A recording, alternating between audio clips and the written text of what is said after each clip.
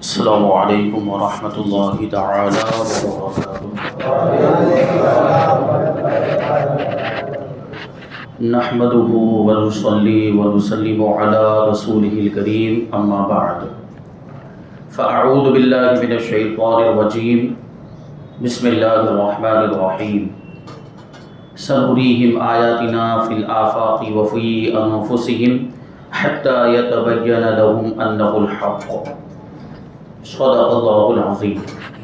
آئیے ہم اور آپ سب سے پہلے حضور سرور کائنات فخر موجودات باعث تخلیق کائنات احمد مجتبی محمد مصطفیٰ صلی اللہ علیہ وسلم کی مقدس بارگاہ میں درود و سلام کا ہدیہ پیش کریں اور پڑھیں اللہم صلی علی سیدنا و مولانا محمد معدن الجود والکرم وآلہ الکرام وابنہ الکریم وبارک وسلم صلاة و سلام علیک یا رسول اللہ صلی اللہ تعالی علیہ وسلم۔ عزیزان ملت اسلامیہ، 2 ہفتے پہلے ہم نے جو موضوع شروع کیا تھا انشاءاللہ پھر اس کی طرف ہم پلٹیں گے۔ کیا اللہ تبارک و تعالی موجود ہے؟ اور اس کا جواب یہی ہے کہ یقیناً اللہ تبارک و تعالی موجود ہے، اور کائنات کے ذرے ذرے میں اس کے وجود کی نشانیاں موجود ہیں۔ اللہ تبارک و تعالیٰ قرآن مجید میں ارشاد فرماتا ہے سنریہم آیاتنا فی الآفاق وفی انفسہم حتی یتبین لہم انہ الحق، کہ ہم ان قریب انہیں اپنی نشانیاں آسمان و زمین کے کناروں میں دکھائیں گے، یعنی دنیا بھر میں ہم اپنی نشانیاں ان کو دکھائیں گے، اور خود ان کی ذاتوں میں بھی ہم نشانیاں دکھائیں گے، یہاں تک کہ ان کے سامنے ظاہر ہو جائے گا کہ وہی حق ہے، وہی خدا ہے، وہی پروردگار ہے۔ تو کائنات کے ذرے ذرے میں اللہ کے وجود کی نشانیاں موجود ہیں۔ کائنات کی ساری مخلوقات میں اللہ تبارک و تعالیٰ کی وحدانیت، اس کی قدرت اور اس کی حکمت کی دلیلیں موجود ہیں، لیکن ساتھ ہی ساتھ خود انسان کے اندر بھی، انسان کے جسم میں، انسان کی ذات میں بھی اللہ تبارک و تعالیٰ کی وجود کی دلیلیں موجود ہیں، لیکن انسان غور نہیں کرتا، انسان بڑا غافل ہے۔ انسان اپنے جسم میں جو اللہ تبارک و تعالیٰ کے وجود کی نشانیاں موجود، اس میں غور و فکر نہیں کرتا، شیطان کے بہکاوے میں آ کر اور خواہشات نفسانی میں ڈوب کر وہ ایسا بے خبر ہو گیا ہے کہ وہ ان نشانیوں سے منہ موڑے ہوئے ہے، اور ان نشانیوں سے اس نے اپنی آنکھوں کو بند کیا ہوا ہے، جبکہ ان نشانیوں میں خود اپنے بارے میں، اپنی ذات، اپنے جسم میں غور و فکر کرے تو اسے اللہ کے وجود کا یقین ہو جائے۔ تو مولا کائنات نے ارشاد فرمایا تھا کہ انسان ہے کیا، یعنی انسان غور کرے کہ انسان کا جسم کیا ہے، انسان کیا سمجھتا ہے اپنے آپ کو۔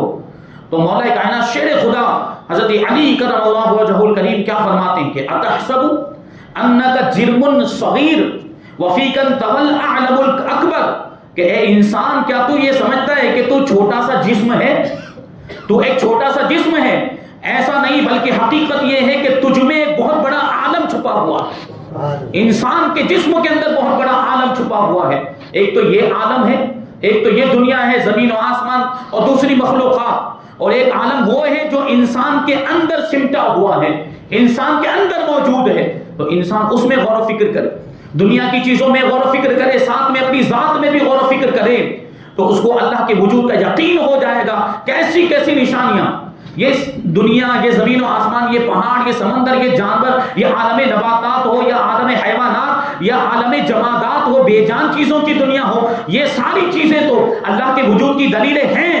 یہاں تک کہ بلکہ یہ کہیں گے کہ انسان کا جسم سر کے بالوں سے لے کر پاؤں کے ناخنوں تک، جسم کا ایک ایک ذرہ، جسم کی ایک ایک بوٹی، جسم کا ایک ایک رونگٹا اور جسم کا ایک ایک ذرہ، ایک ایک بال، یہ اللہ تبارک و تعالیٰ کی وجود کی گواہی دے رہا ہے۔ یہ پورا نظام آپ غور کریں، جسم کا جو نظام چل رہا ہے، یہ رگوں کے اندر جو خون دوڑتا ہے، یہ دل جو کام کرتا ہے، جو پمپنگ کا کام کرتا ہے، اور یہ اعضاء کی جو بناوٹ ہے، اللہ تبارک و تعالیٰ نے ہاتھ، پاؤں پاؤں اور سر چہرہ یہ جو بنایا اللہ تبارک و تعالیٰ نے ان ساری چیزوں کے اندر، اور پھر کیسی خوبصورتی کے ساتھ بنایا، اعضاء کے اندر جو یکسانی پائی جاتی، اور یہ جو نظام عمل، یہ جو پورا سسٹم ہے جسم کا، اس میں یہ انسان غور و فکر کرے، یہ جسم کے اندر رگیں یہ کیسی پھیلائی ہوئی ہیں، اور جسم میں جو پٹھے بنائے گئے، اگر غور کریں یہ پٹھے پر بھی اگر آپ غور کریں، اگر جسم کے اندر یہ پٹھے نہ ہوتے تو ہمارا گوشت ایک جگہ سے دوسری جگہ بہ جاتا، یہاں کا گوشت یہاں آ جاتا، یہاں کا گوشت یہاں پہنچ جاتا۔ یہ وہ پٹھے ہیں جنہوں نے گوشت کو ایک جگہ پر رکا کر رکھا ہوا ہے، روک کر رکھا ہوا ہے، یہ بھی اللہ تعالیٰ کی قدرت کی دلیل۔ تو انسان اپنے جسم کے اندر غور و فکر کرے کہ یہ جسم کیسے کام کرتا ہے، یہ اعضاء اتنے خوبصورت، یہ حسین و جمیل اللہ تبارک و تعالیٰ نے پیدا کیے۔ اگر انسان دنیا کی چیزوں میں غور و فکر نہیں کرتا، صرف اپنے جسم میں غور و فکر کرے، اپنے جسم کے نظام میں غور و فکر کرے، یہ جو سسٹم چل رہا ہے اسی کے اندر غور و فکر کرے اور ایمان لانے کی کوشش کرے، اور تو تدبر اور اللہ تبارک و تعالیٰ غور و فکر کرنے کے بعد اللہ تبارک و تعالیٰ کی وحدانیت پر ایمان لائے، اللہ تبارک و تعالیٰ کی قدرت پر ایمان لائے، اور یہ غور و فکر اگر صحیح انداز میں غور و فکر کرے گا تو وہ ایمان لانے پر مجبور ہو جائے گا، وہ یقین کرنے پر مجبور ہو جائے گا، اور وہ یہ کہتا رہے گا اللہ تبارک و تعالیٰ موجود ہے، اللہ تبارک و تعالیٰ ہی پوری کائنات کا پیدا کرنے والا ہے۔ اگر اپنے آپ کو وہ پہچان لے، انسان اگر اپنے آپ کو پہچان لے تو اپنے رب کو پہچان لے گا۔ اللہ تبارک و تعالیٰ نے بہت سے مقامات پر انسان کو قرآن مجید کے اندر جھنجھوڑا، متنبہ کیا ہے کہ انسان اپنے وجود کے بارے میں تو غور کریں۔ اللہ تعالیٰ ارشاد فرماتے ہیں کیف تکفرون باللہ وکنتم امواتا فاحیاکم ثم یمیتکم ثم یحییکم ثم الیہ ترجعون، کہ تم اللہ تبارک و تعالیٰ کا انکار کیسے کر سکتے ہو۔ اللہ کیا فرماتے ہیں انسانوں کو جھنجھوڑتے ہوئے کہ اے منکرین خدا، وہ انسان جو خدا کے منکر ہیں، الحمدللہ ہم تو خدا کے ماننے والے ہیں، ہم تو خدا کے وجود کا اقرار کرتے ہیں، تو ان انسانوں کو اللہ تبارک و تعالیٰ متنبہ فرماتا ہے کہ تم اللہ تعالیٰ کے وجود کا کیسے انکار کر سکتے ہو، جبکہ تم مردہ تھے، بے جان نطفے کی شکل میں تھے، پھر اس نے تمہیں جیتا جاگتا انسان بنا دیا، پھر وہی تمہیں موت دے گا، پھر دوبارہ زندہ بھی کرے گا، اور تمہیں اسی کی بارگاہ میں قیامت کے دن حاضر ہوگا۔ تو ہم اپنی بناوٹ، ہم اپنی پیدائش پر غور کریں، انسان اپنی پیدائش پر غور و فکر کرے کہ انسان کیسے پیدا ہوتا ہے، یہ جو سسٹم پیدائش کا بھی اس پر غور کرے کہ مرد اور عورت کا ملاپ ہوتا ہے، مرد کا نطفہ عورت کی بچے دانی میں منتقل ہوتا ہے، ایک عرصے تک وہ نطفے کی شکل میں رہتا ہے، پھر وہ جمع ہوا خون بن جاتا ہے، پھر وہ ایک گوشت کا لوتھڑا بن جاتا ہے، پھر وہ ہڈیوں کی شکل اختیار کر لیتا ہے، پھر ہڈیوں کے اوپر گوشت آ جاتا ہے، پھر اس میں اعضاء نکلنے لگتے ہیں، ہاتھ پاؤں بن جاتے ہیں، چہرہ بن جاتا ہے، پھر اس میں روح پھونک دی جاتی ہے، پھر وہ دنیا میں آتا ہے، جیتا جاگتا انسان بن جاتا ہے۔ یہ پیدائش کا جو سسٹم ہے اللہ تبارک و تعالیٰ نے جو بنایا، کیا کوئی انسان اس طرح بنا سکتا ہے؟ انسان کوئی بھی اس طرح کا سسٹم نہیں بنا سکتا۔ یہ اللہ تبارک و تعالیٰ کے وجود کی دلیل کہ اپنی پیدائش پر انسان خود غور کرے تو اسے یقین ہو جائے گا کہ مجھے بنانے والا کوئی ہے اور وہی پروردگار ہے۔ تو یہ انسان خود اپنے جسم میں غور و فکر کرے، خود اپنی ذات میں غور و فکر کرے۔ اللہ کے رسول صلی اللہ علیہ وسلم نے ارشاد فرمایا من عرف نفسہ عرف ربہ، کہ جس نے اپنے آپ کو پہچان لیا اس نے اپنے رب کو پہچان لیا۔ کہ اپنے آپ کو پہچانے، اپنے آپ کو پہچاننے کا مطلب یہ ہے کہ پورے طور پر پہچانے، صرف یہ ظاہری طور پر، سرسری طور پر کہ یہ ہاتھ ہے، یہ پاؤں ہے، یہ اعضاء ہے، یہ جسم، یہ بدن نہیں، اس میں غور و فکر کرے، اس کی گہرائیوں میں جائے تو پھر وہ اپنے رب کو پہچان لے گا، اس پر معرفت الہی کے دروازے کھل جائیں گے۔ غور تو کرے انسان اپنے جسم کے معاملات میں کہ اللہ تبارک و تعالیٰ نے ان اعضاء کو پیدا تو کیا، اب دوسری چیزیں ہوتی ہیں ان میں محسوس کرنے کا مادہ نہیں ہوتا، ان میں محسوس کرنے کی صلاحیت نہیں ہوتی، لیکن اللہ تبارک و تعالیٰ نے انسان کو محسوس کرنے کا مادہ بھی عطا فرمایا، حواس سے خمسہ عطا فرمائے۔ حواس سے خمسہ یعنی 5 سینس جس کو کہا جاتا ہے، آپ دیکھیں تو آنکھ میں دیکھنے کی قوت ہے، کان میں سننے کی قوت، زبان میں بولنے کی قوت، اور پورے جسم کی جلد میں چھو کر محسوس کرنے کی جو قوت ہے، اور یہ ساری جو قوتیں اللہ تبارک و تعالیٰ نے عطا فرمائی۔ جبکہ آپ غور کریں کہ یہ کان، اس میں سننے کی طاقت ہے، اللہ تبارک و تعالیٰ نے اس میں سننے کی قوت رکھی ہے، جبکہ یہ بھی تو گوشت اور پوست سے بنا ہوا، جس طرح یہاں پر گوشت ہے، یہاں پر چمڑی ہے، اسی طریقے سے یہاں کان میں بھی تو گوشت ہے اور کان میں بھی چمڑی۔ اگر انسان یہاں سے سننا چاہے تو سن پائے گا، یہ ہاتھ سے سننا چاہے تو سن پائے گا؟ نہیں، اللہ تبارک و تعالیٰ نے سننے کی قوت کان ہی میں عطا فرمائی ہے۔ تو اس پر بھی اگر غور کریں تو انسان کو اللہ کے وجود کا یقین ہو جائے گا کہ کان میں جو سننے کی قوت ہے وہ اللہ تبارک و تعالیٰ نے رکھی ہے، اس نے ودیعت فرمائی ہے، کیونکہ یہ نتیجہ نکلتا ہے کہ یہاں سننے کی قوت نہیں، یہیں سے کیوں انسان سنتا ہے، اور آنکھ میں دیکھنے کی طاقت یہیں سے کیوں دیکھتا ہے، دوسرے کسی عضو سے کیوں نہیں دیکھتا؟ تو اس اس کو یقین ہو جائے گا کہ آنکھ میں دیکھنے کی طاقت عطا فرمانے والی ذات یہ پروردگار کی ذات ہے۔ تو خود غور کرے، اللہ تبارک و تعالیٰ نے ان ساری چیزوں کے اندر ایسی ایسی نشانیاں رکھی ہیں۔ تو اللہ تبارک و تعالیٰ نے انسان کو ایسے پیدا کیا، اس کے جسم کے اندر بھی اللہ تبارک و تعالیٰ کی نشانیاں، اس کے وجود کی نشانیاں موجود، اس کی قدرت اور اس کی حکمت کی نشانیاں موجود ہیں۔ پھر غور کریں تو علماء فرماتے ہیں کہ اللہ تبارک و تعالیٰ نے انسان کو اتنا بہترین، اتنا خوبصورت پیدا کیا، اور یقیناً انسان سے زیادہ خوبصورت کوئی مخلوق نہیں ہے۔ کیا فرمایا؟ لقد خلقنا الانسان فی احسن تقویم، کہ بے شک ہم نے انسان کو سب سے بہترین شکل و صورت میں پیدا کیا، اور انسان اشرف المخلوقات ہے، ساری مخلوق میں سب سے بڑا مرتبہ انسان کا ہے، تو سب سے زیادہ خوبصورت بھی تو وہی ہوگا انسان۔ تو اپنے وجود میں غور و فکر کرے تو وہ یہ کہنے پر مجبور ہو جائے گا، اگر انسان اپنے وجود میں، اپنی ذات میں غور و فکر کرے، اپنے جسم، اپنی روح میں غور و فکر کرے، تو صرف انسان کی زبان نہیں بلکہ اس کے جسم کا رونگٹا رونگٹا اور اس کے جسم کا بار بار یہ پکار کر کہنے لگے گا کہ فتبارک اللہ احسن الخالقین، کہ برکت والا ہے جو سب سے بہترین پیدا کرنے والا ہے، وہی اللہ ہے، وہی خدا ہے، سب سے بہترین پیدا کرنے والا انسان، سب سے بہترین مخلوق اللہ تبارک و تعالیٰ نے انسان کو پیدا کیا۔ پھر ہم غور کریں تو نماز کو افضل العبادات کہا جاتا ہے۔ اس سے پہلے ایک بات میں بیان کروں گا کہ نماز سب سے بہترین عبادت کیوں ہے، اس پر ہم واپس آئیں گے۔ اس کی ایک وجہ، دوسری وجوہات بھی ہیں، اس کی ایک وجہ یہ بھی بیان کی جاتی ہے، لیکن پہلے ہم اپنے آپ پر غور کریں، انسان اپنے جسم پر غور کرے تو انسان کے جسم کے اندر کائنات کی تمام مخلوقات کے نمونے موجود ہیں۔ انسان کے جسم کے اندر خود غور کرے انسان تو اس کو پتا چلے گا کہ نباتات، حیوانات اور جمادات کی ساری چیزوں کے نمونے انسان کے جسم کے اندر موجود ہیں۔ نباتات یعنی جو زمین سے اگنے والی چیزیں، حیوانات یعنی جاندار چیزیں، اور جمادات یعنی بے جان چیزیں، ساری چیزوں کے نمونے انسان کے جسم کے اندر موجود۔ دیکھیں انسان کے بال یہ نباتات کا نمونہ ہے، درختوں، پودوں، گھاس پھوس کا یہ نمونہ ہے، جس طریقے سے گھاس پھوس زمین سے اگتی، انسان کے جسم سے بال اگتے کہ نہیں، تو یہ نباتات کا نمونہ ہے۔ اور انسان کا جو سر ہے یہ پہاڑوں اور آسمانوں کی نقاشی کرتا ہے، آسمانوں کا نقشہ پیش کرتا ہے کہ جس طریقے سے انسان کا سر ہے اسی طریقے سے پہاڑوں کو بھی بنایا گیا اور اسی طریقے سے یہ آسمان کے برج بھی بنائے گئے۔ پھر اور غور و فکر کرتے چلے جائیں انسان کے جسم کے اندر دیکھیں تو انسان کی آنکھیں جو ہے یہ چشموں کی روانی کو بتاتے ہیں کہ اس میں بھی گہرائی، اور چشموں میں بھی گہرائی ہوتی، چشمے یعنی پانی کے چشمے، اور پھر انسان کی آنکھوں میں جو چمک ہے وہ ستاروں کی جگمگاہٹ کی عکاسی کرتی ہوئی نظر آتی، اس کی جو روشنی ہے۔ اور انسان کا جو بدن ہے، انسان کا جو چکنا بدن ہے یہ ہموار صحراؤں اور ریگستانوں کا خاکہ پیش کرتا ہے، اور انسان کے جسم کے اندر جو سوراخ ہیں یہ زمین کے غاروں اور پہاڑوں کی کھاڑیوں کا منظر پیش کرتا ہے۔ تو انسان کے جسم کے اندر پوری کائنات کی مخلوقات کے نمونے پائے جاتے ہیں، اور گویا کہ انسان کے اندر یہ ساری چیزیں موجود ہیں۔ اسی وجہ سے کہا گیا کہ نماز افضل العبادات ہے۔ اب آپ کے ذہن میں سوال آ رہا ہوگا کہ انسان کے جسم کے اندر ساری مخلوقات کا نمونہ ہونا اور نماز کا افضل العبادات ہونا، ان دونوں کا آپس میں کیا لینا دینا؟ نماز کا افضل العبادت ہونا، یا نماز بیچ میں کہاں سے آ گئی؟ ابھی تو انسان کے جسم کی بات چل رہی تھی، تو آپ غور کریں تو پتہ چلے گا۔ آپ نے کبھی غور کیا کہ جب بندہ نماز پڑھتا ہے تو اس کی کیا کیفیت ہوتی؟ نماز کے علاوہ کوئی عبادت ایسی نہیں ہے جس میں پورا جسم کام کرتا ہو۔ نماز کے اندر پورا جسم کام کرتا ہے، دوسری عبادتوں کے اندر ایسا نہیں ہے۔ آپ روزے کو دیکھ لیں، روزہ کیا ہے؟ روزے کا مطلب کیا ہوتا ہے؟ صبح صادق سے لے کر غروب آفتاب تک کھانے پینے اور جماع سے بچے رہنے کا نام روزہ ہے۔ اور روزے، اب اس کا مطلب کیا ہوا کہ روزے کے اندر صرف منہ اور شرمگاہ عبادت میں مصروف ہوتی ہے۔ اسی طریقے سے تلاوت قرآن کو لے لیں تو صرف تلاوت قرآن بھی صرف منہ کے ذریعے کی جاتی ہے اور دوسرے اعضاء کا اس میں کوئی عمل ہی نہیں ہوتا۔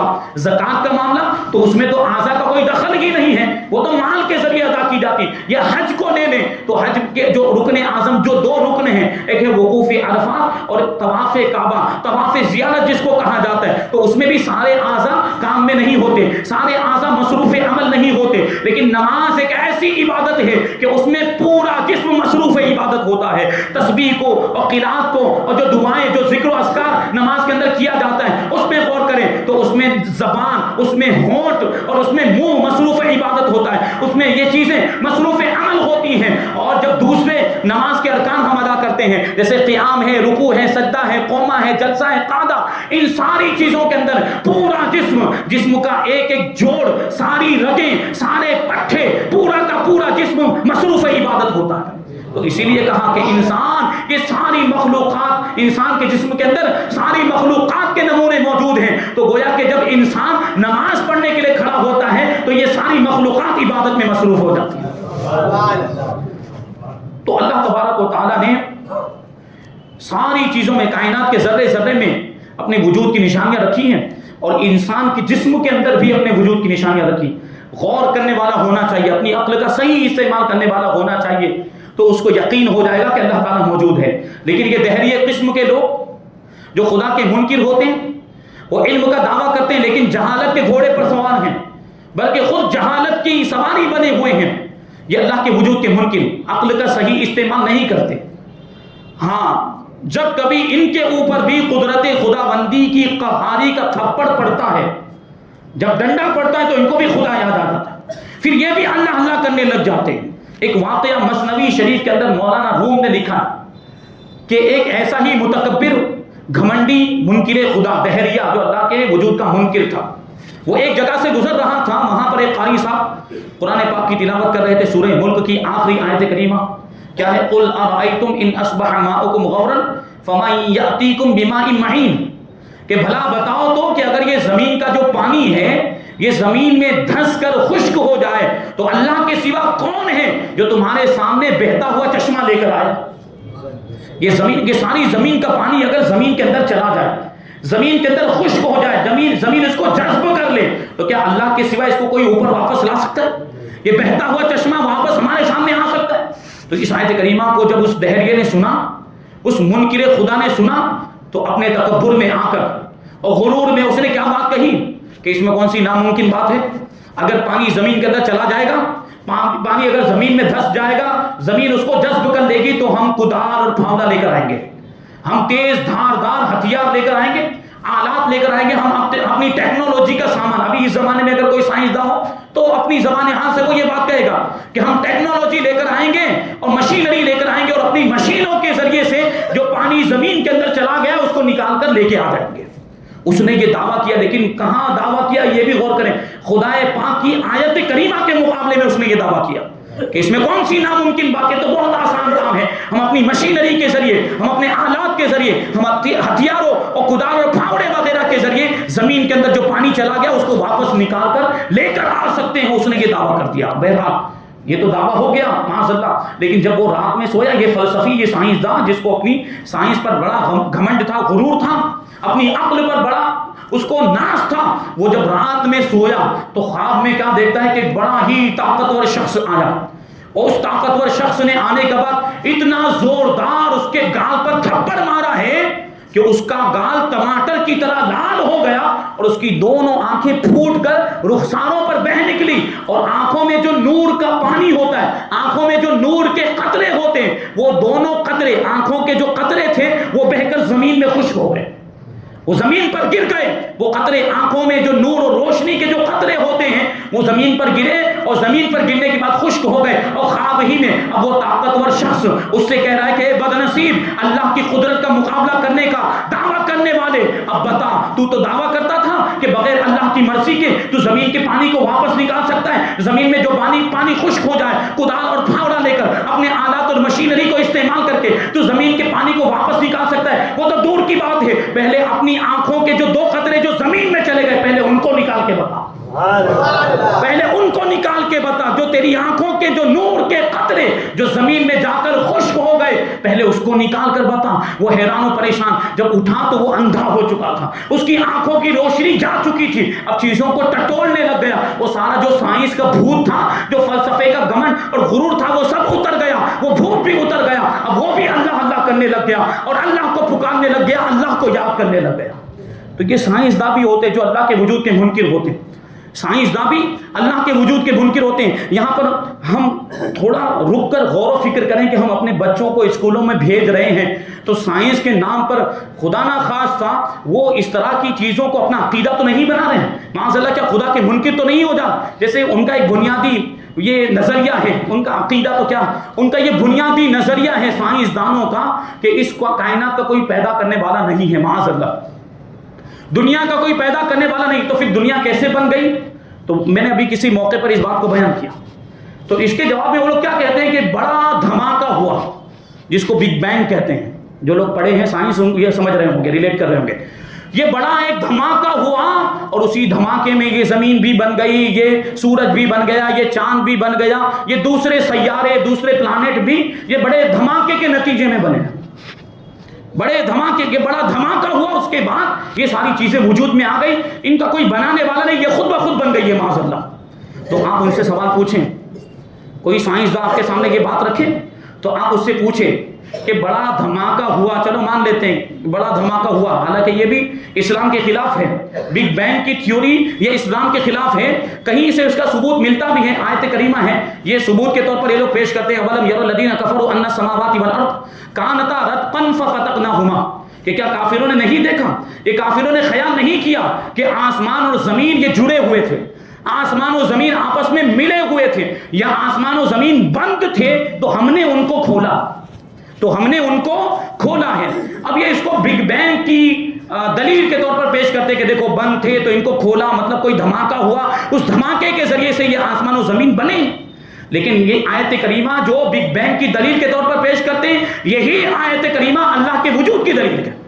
جو آیت کریمہ اپنی تھیوری اور اپنے نظریے کو ثابت کرنے کے لیے پیش کرتے ہیں، اسی آیت کریمہ سے ان کے نظریے کا رد ہو جاتا ہے، جو وہ یہ کہتے ہیں کہ خدا موجود نہیں، کائنات کا بنانے والا کوئی نہیں ہے، اسی آیت کریمہ سے ان کا رد ہوتا ہے، کیونکہ اس میں اللہ تبارک و تعالیٰ نے کیا ارشاد فرمایا کہ آسمان و زمین بند تھے، ان کو کس نے کھولا؟ ہم نے کھولا ہے۔ ان کو کھولنے کی نسبت اللہ تبارک و تعالیٰ نے خود اپنی ذات کی طرف کی ہے، کہ اگر بگ بینگ مان بھی لیا جائے تو بگ بینگ کو کرنے والی ذات کون سی، اس کو انجام دینے والی ذات کون سی؟ وہ پروردگار کی ذات ہے۔ بہرحال اگر وہ یہ کہیں آپ کے سامنے، یہ تھیوری پیش کریں کہ آسمان و زمین یہ کیسے بنے، ایک بڑا دھماکہ ہوا اور اسی کے نتیجے میں یہ سارے پلانٹ، سارے سیارے بن گئے، یہ سارے گرہ بن گئے، اگر کوئی آپ کے سامنے پیش کرے تو آپ اس کو یہ سوال پوچھیں کہ چلو مان لیتے ہیں کہ یہ سب چیزیں ایک دھماکے کے نتیجے میں بنی، لیکن دھماکہ ہونے سے پہلے بھی تو کچھ تو ہوگا۔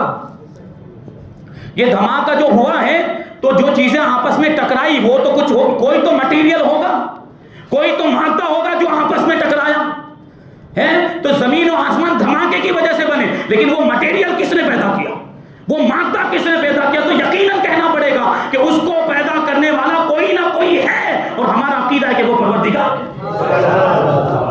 تو سائنس کو بھی آنکھیں بند کر کے مان نہیں لینا چاہیے، سائنس کو قرآن و حدیث کے تابع کیجئے، قرآن و حدیث کی روشنی میں سائنس کو جانچیں، اگر سائنس کے نظریات قرآن و حدیث کے مطابق ہے تو اس کو مانیں گے، لیکن سائنس کے نظریات اگر قرآن و حدیث سے ٹکراتے ہوں گے تو ہم اس کو پاؤں سے ٹھوکر مار کر پھینک دیں گے۔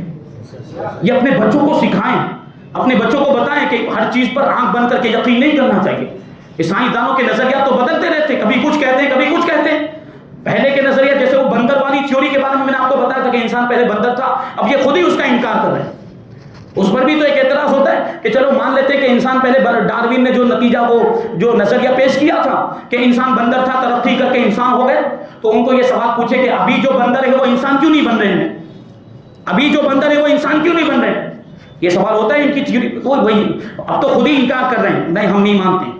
تو ان کا معاملہ یہ ہے، جبکہ ہمارے قرآن اور حدیث کا معاملہ یہ ہے کہ قرآن و حدیث کی ساری باتیں بالکل مضبوط اور پختہ ہیں، وہ بدلتی نہیں ہیں۔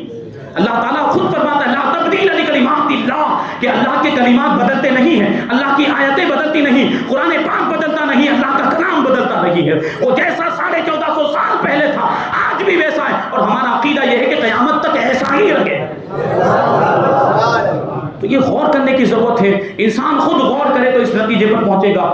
میں ابھی ایک بات بتاؤں کہ یہ جب منکرین جو ہوتے ہیں، انکار کرنے والے، جب یہ ان کے سامنے جب یہ خدا کے قہر کا شکار ہوتے، جب خدا کی جباری کا ان کے اوپر تھپڑ پڑتا ہے تو پھر ان کو بھی خدا یاد آتا ہے۔ ایک واقعہ ایک لطیفہ لکھا، لیکن اس میں ہمارے لیے سبق ہے. حضرت علامہ عبد المصطفیٰ اعظمی رحمۃ اللہ تعالی نے یہ لطیفہ لکھا ہے، لیکن اس میں ہمیں کیا سبق ملتا ہے وہ غور کریں گے. ایک سیٹھ صاحب تھے مالدار، تو ایک تو مال کا گھمنڈ ہوتا ہے، دولت کا گھمنڈ، اوپر سے وہ کہتے ہیں کریلا اوپر سے نیم چڑھا، یعنی مالدار تو تھے، اوپر سے لندن سے پی ایچ ڈی کی ڈگری لے کر آ گئے، تو اور وہ گھمنڈ میں اضافہ ہو گیا. تو ایک مرتبہ کیا ہوا کہ یہ سیٹھ صاحب ممبئی جا رہے تھے موٹر کار خریدنے کے لیے، 50,000 روپے جیب میں رکھے. پرانے زمانے کی بات، جب 50,000 روپے میں کار مل جاتی تھی، اب تو بائک بھی نہ ملے. تو 50,000 روپے جیب میں رکھ کر وہ ممبئی جانے لگے. اپنے گھر سے باہر نکلے تو راستے میں ایک مولانا صاحب سے ملاقات ہو گئی. دیکھیے وہ عالم دین، اس کی کیا کیفیت ہوتی ہے، عالم دین کا انداز کیا ہو. تو عالم صاحب نے پوچھ لیا کہ سیٹھ صاحب کہاں جا رہے ہیں، کیا مقصد، کیسے کہاں چل دیے. تو سیٹھ صاحب جواب دیتے ہیں کہ ہم تو بمبئی جاتا ہے کار خرید کر لائے گا، بمبئی جاتا ہے موٹر خرید کر لائے گا. تو جو مولانا صاحب تھے انہوں نے کہا کہ ایسا مت کہیے، بلکہ یوں کہیے کہ انشاءاللہ موٹر خرید کر لاؤں گا، یعنی انشاءاللہ کہیے. ہر نیک اور جائز کام کا جب ہم ارادہ کریں تو اس میں ہمیں کیا کہنا چاہیے، انشاءاللہ کہنا چاہیے. انشاءاللہ کا مطلب کیا ہو کہ اگر اللہ نے چاہا تو میرا یہ کام ہو جائے گا، میں ایسا کروں گا انشاءاللہ. اگر اللہ چاہے تو موٹر خریدنے جا رہے ہیں تو مولانا صاحب نے ان کو نصیحت کی کہ آپ یہ کہیے کہ انشاءاللہ میں موٹر خرید کر لاؤں گا، میں کار خرید کر لاؤں گا. انشاءاللہ کہنے کی انہوں نے تلقین کی. تو اب وہ جو تھا وہ تو گھمنڈی تھا وہ سیٹھ صاحب، تو اس کی تو تیوری چڑھ گئی اور جو رگے غرور تھی اس کی وہ پھڑکنے لگ گئی، اور منہ بگاڑ کر وہ سیٹھ صاحب عالم صاحب سے کیا کہتا ہے کہ میں تمہاری انشاءاللہ کو نہیں مانتا، اس میں انشاءاللہ کا کیا لینا دینا ہے، میری جیب میں پیسہ. معاذ اللہ، وہ کہتا ہے میری جیب میں پیسہ موجود ہے، ممبئی میں کمپنی کے اندر گاڑی موجود، میں جاؤں گا لے کر آ جاؤں گا، اس میں انشاءاللہ بولنے نہ بولنے سے کیا فرق پڑنے والا ہے. معاذ اللہ، اس نے یہ بات. تو عالم صاحب کہتے ہیں توبہ کیجئے اور انشاءاللہ بولنے پر یقین رکھیے، اور اس بات پر یقین رکھیے کہ اللہ کی مرضی کے بغیر کوئی بھی کام نہیں ہو سکتا، بلکہ اللہ کی مرضی کے بغیر تو ایک پتا بھی نہیں گر سکتا. عالم صاحب نے اس کو نصیحت کی نہیں، لیکن وہ جو تھا سیٹھ صاحب وہ تو اپنے تکبر میں پھولتا ہوا اور آگے بڑھ گیا. ایک بھی بار اس نے انشاءاللہ نہیں کہا. اب بہرحال وہ سیٹھ صاحب ممبئی پہنچے. اب دیکھیں اللہ کی قدرت، اس نے اللہ کی قدرت کا انکار کیا تھا. وہ سیٹھ صاحب ممبئی پہنچے، ابھی ریلوے اسٹیشن پر ہی تھے کہ اسٹیشن پر ہی کسی جیب کترے نے ان کی جیب کا صفایا کر دیا. کسی جیب کترے نے ان کی جیب کاٹ لی. 50,000 روپے گئے. 50,000 روپے جو کار خریدنے کے لیے لے کر چلے تھے وہ 50,000 روپے غائب. اب ان کو پتہ ہی نہیں کہ ان کی جیب کٹ چکی ہے. یہ تو کمپنی میں پہنچ گئے، موٹر کی کمپنی میں پہنچ گئے، کار خریدنے کے لیے بات چیت ہو گئی اور جیب میں ہاتھ ڈالا تو جیب کٹی ہوئی ہے اور پیسے غائب ہیں. اب حواس، ہوش و حواس فاختہ ہو گئے اور جسم پھول گیا، سانسیں لمبی لمبی لینے لگ گئے اور جسم کانپنے لگ گیا کہ اب پیسے بھی نہیں، اب کیا ہوگا. اور ایسی حالت میں پھر ان کو وہ مولانا صاحب کی بات یاد آئی. مولانا صاحب نے نصیحت کی تھی کہ انشاءاللہ کہنا چاہیے. میں نے انشاءاللہ نہیں کہا، یہ اسی کا نتیجہ ہے. اگر میں نے انشاءاللہ کہا ہوتا تو میرے روپیے پیسے بھی سلامت رہتے اور میں کار بھی خرید لیتا. اب اس نے دل ہی دل میں توبہ کی اور دل ہی دل میں اس نے پختہ ارادہ کیا کہ اب تو زبان سے کوئی بھی بات نکالوں گا تو وہ انشاءاللہ کے ساتھ ہی نکالوں گا، بغیر انشاءاللہ کے میں کوئی بات ہی نہیں کہوں گا. بہرحال وہ خالی ہاتھ اپنے وطن واپس آ گیا اور سب سے پہلے مولانا صاحب سے جا کر اس نے ملاقات کی. تو مولانا صاحب نے پوچھا کہ کیا ہوا، کار خرید کر لائے کہ نہیں لائے. تو وہ ہکلاتے ہوئے جواب دینے لگا کہ نہیں لا پایا. تو مولانا صاحب نے پوچھا کہ کیوں نہیں لائے. اب وہ جو جملہ بولتا ہے اس پر غور کریں گے. وہ جو سیٹھ صاحب تھا اب وہ جواب دیتا ہے کہ عجیب معاملہ ہو گیا، انشاءاللہ ممبئی پہنچا، انشاءاللہ جیب کٹ گئی، انشاءاللہ موٹر کی کمپنی میں گیا، انشاءاللہ جب جیب میں ہاتھ ڈالا تو پیسے نہیں تھے، انشاءاللہ میں موٹر نہیں خرید پایا، انشاءاللہ اور مجھے بہت صدمہ پہنچا، انشاءاللہ میں خالی ہاتھ واپس آ گیا، انشاءاللہ اب مجھے معاف کر دیجیے، انشاءاللہ مجھ سے بہت بڑی غلطی ہو گئی، انشاءاللہ اور میں نے آپ کی نصیحت پر عمل نہیں کیا، انشاءاللہ. اب ہر بات میں اور ہر سانس میں انشاءاللہ بول رہا ہے، جبکہ انشاءاللہ بولنے کا بھی تو کوئی موقع محل ہوتا ہے. تو یہ بات کہی جاتی ہے کہ جب خدا کی قہاری کا جب ہنٹر چلتا ہے، جب تھپڑ لگتا ہے تو خدا یاد آ جاتا ہے. تو یہ پہلے تو انشاءاللہ کا منکر تھا لیکن اب ہر بات میں انشاءاللہ بول رہا. اب اس کو عالم صاحب کی بات سمجھ میں آئی. پہلے عالم صاحب غریب بیچارے اس کو سمجھا رہے تھے تو سمجھنے کے لیے تیار نہیں تھا، لیکن جب اللہ کی قدرت کا سوٹا اس کے اوپر پڑا ہے تو اب ہر بات میں انشاءاللہ بول رہا ہے، ہر سانس میں انشاءاللہ بول رہا ہے. لیکن انشاءاللہ بولنے کا بھی موقع محل ہوتا ہے، وہیں پر بولنا. ناجائز کام میں نہیں بول سکتے، حرام کاموں میں نہیں بول سکتے ہیں، جائز کاموں میں بولیں گے، وہ بھی جب مستقبل سے اس کا تعلق ہو، آنے والے زمانے کہ میں ایسا کام کروں گا, میرا یہ کام ہو جائے اللہ کے فضل و کرم سے انشاءاللہ, وہاں پر بولا جاتا ہے. تو انشاءاللہ یہ ہمارے اسلام کی تعلیمات میں سے. تو اس سے ہمیں کیا پتا چلا کہ ہمیں انشاءاللہ بولتے رہنا چاہیے, ہر جائز کام میں, ہر نیک کام میں انشاءاللہ بولتے رہنا چاہیے. اس سے ہمیں یہ سبق ملتا ہے. اور یہ بھی بات معلوم ہوئی کہ جو منکرین خدا ہوتے ان کو کبھی نہ کبھی تو سبق حاصل ہوتا ہے اس طریقے سے. ایک بات جو کتاب میں لکھی ہے وہ یہ ہے کہ جو روسی کمیونسٹ تھے, جو 1940 سے پہلے کی بات, روسی کمیونسٹوں نے کیا کیا تھا, روس میں معاذ اللہ ان لوگوں نے خدا کا جنازہ نکالا تھا. اللہ اکبر. وہ خدا کا جنازہ روزانہ نکالتے تھے اور کہا کرتے تھے کہ مذہب کو بھی اور خدا کو بھی مٹا دو, کہ ترقی کی راہ میں یہی دونوں چیزیں رکاوٹ ہیں. معاذ اللہ, مذہب اور خدا یہ ترقی کی راہ میں رکاوٹ ہے, ان دونوں کو ختم کر دو. اور معاذ اللہ اپنے عقیدے کے مطابق وہ روزانہ خدا کا جنازہ نکالتے تھے. اب یہ روسی کمیونسٹوں کا, ان کا جو اس زمانے میں جنرل سیکرٹری تھا اس کا نام تھا اسٹالین, اسٹالین اس کا نام تھا. اس کے سر پر جب ہٹلر کے بم یہ اللہ کا قہر بن کر جب یہ برسے ہیں, تو یہی اسٹالین جو خدا کے وجود کا منکر تھا, جو اپنے گمان کے مطابق خدا کو مٹانا چاہتا تھا, جو مذہب کو مٹانا چاہتا تھا, جب ہٹلر کے حملے ہوئے, جب ہٹلر نے قتل عام کرنا شروع کر دیا, تو یہی اسٹالین اب اپنی مونچھوں کے ساتھ اس کو خدا یاد آیا. پہلے اس کی بڑی بڑی مونچھیں تھی, آپ اگر اس کا فوٹو دیکھیں, یہ جو اسٹالین جس کی ہم بات کر رہے ہیں یہ کمیونسٹوں کا اس زمانے میں جنرل سیکرٹری تھا. جب ہٹلر کا عذاب ان کے اوپر نازل ہوا تو پھر اس کو خدا یاد آیا, اپنی مونچھوں کے ساتھ اب خدا کو یاد کرنے لگ گیا. عیسائیوں کو گرجا گھروں میں اور مسلمانوں کو مسجدوں میں اپنے لیے دعا کرنے کے لیے کہنے لگا کہ دعا کرو, اپنے رب سے دعا کرو کہ ہمیں کامیابی مل جائے, ہٹلر کے مقابلے میں ہمیں جو ہے کہ جیت مل جائے, فتح مل جائے. یہ اس وقت دعائیں کروا رہا تھا جو ایک زمانے میں معاذ اللہ خدا کا جنازہ نکالا کرتا تھا. تو دیکھیے عذاب کے طور پر کوئی بھی ہو سکتا ہے, عذاب کے طور پر کفار کو بھی مسلط کیا جا سکتا ہے. یہ ہٹلر بھی کوئی مسلمان, وہ تو کافر تھا, ہٹلر عیسائی تھا, اور اسٹالین یہ بھی مسلمان نہیں تھا, یہ تو خدا کے وجود کا منکر تھا. لیکن ایک کافر کو دوسرے کافر پر عذاب کے طور پر مسلط کیا گیا. تو ممکن ہے کہ ہمارے اعمال کی وجہ سے, ہمارے گناہوں کی وجہ سے یہ کافر جو مسلط کیے گئے یہ ہمارے گناہوں کی وجہ سے. تو اپنے گناہوں سے توبہ کرے, اللہ کو یاد کرے, اللہ کرے, اللہ کو پکارے, عبادت کرے, نمازیں پڑھے, اپنے ایمان کو مضبوط کرے, تو اللہ کی مدد آئے گی اور ان دشمنوں کا نام و نشان مٹ جائے گا.